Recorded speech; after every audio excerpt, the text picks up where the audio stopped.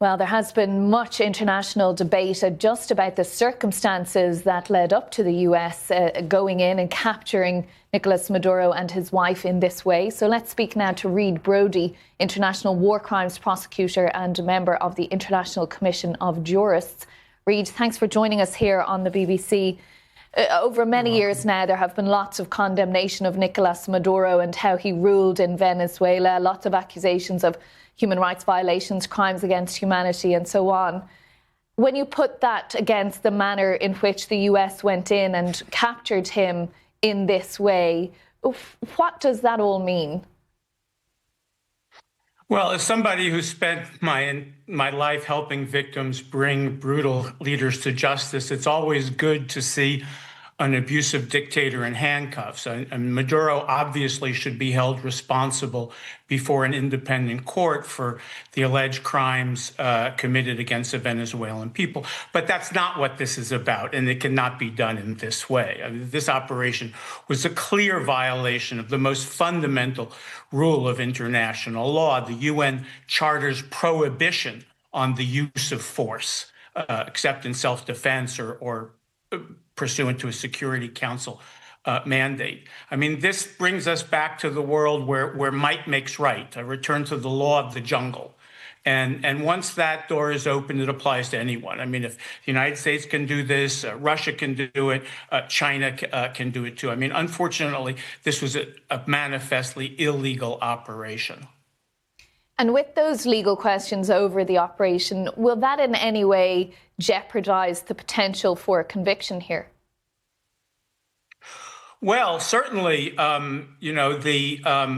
first of all, under international law, a sitting head of state has immunity from prosecution in the domestic courts of a foreign country. I mean, the United States recognizes that rule. And paradoxically, the U.S. Supreme Court recently said that even former American presidents enjoy broad immunity for official acts. But the U.S. is likely to argue in court that Maduro wasn't the legitimate president of Venezuela. And it's quite possible that the court will defer to the president on this issue, as it did 36 years ago when the U.S. captured Manuel Noriega.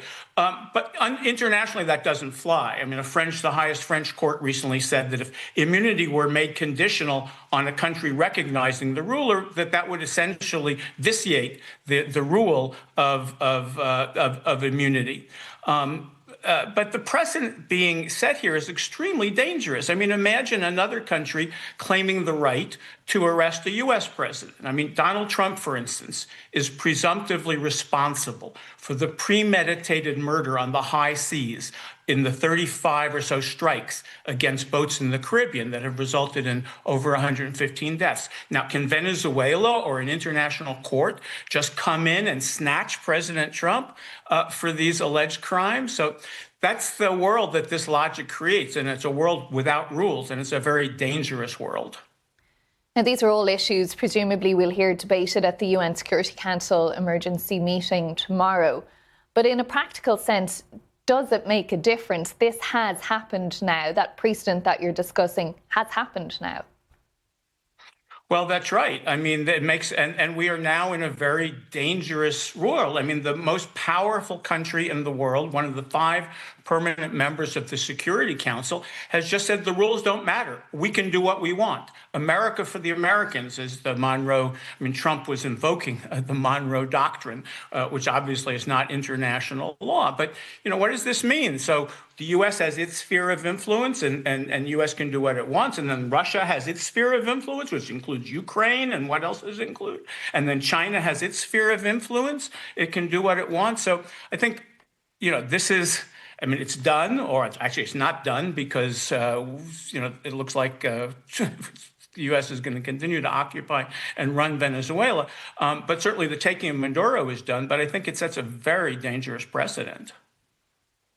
And just on that, in terms of running Venezuela, as we heard from President Trump yesterday, the Supreme Court in Venezuela has said that the Vice President, Kelsey Rodriguez, is now the acting president, essentially. So it would appear that there hasn't been regime change. So in a way, what do you see as the point of this mission? Well, we don't know what the point is. I mean, they talk about drugs, but obviously Venezuela only accounts for a small fraction of drugs coming into the United States. And just last month, President Trump pardoned the former Honduran president, Juan Orlando Hernandez, who was serving a 45-year sentence in that very court from those very prosecutors for running a network that brought in 500 tons of cocaine into the United States. A man who bragged about sending coke up the nose of gringos and received a $1 million bribe from El Chapo. So drugs were just a pretext. I mean, I was actually pretty surprised to hear Trump say the quiet part out loud, that the U.S. was going to take over the Venezuelan oil industry. I mean, I think that anyone anywhere can appreciate that the U.S. has absolutely no right to the oil of Venezuela, which belongs to the people of Venezuela. Okay, lots of questions still unanswered there. We might get the answers to in the next days and weeks ahead. But for now, Reid Brody, International War Crimes Prosecutor and member of the International Commission of Jurists, thank you very much for joining us here on BBC News. You're quite welcome.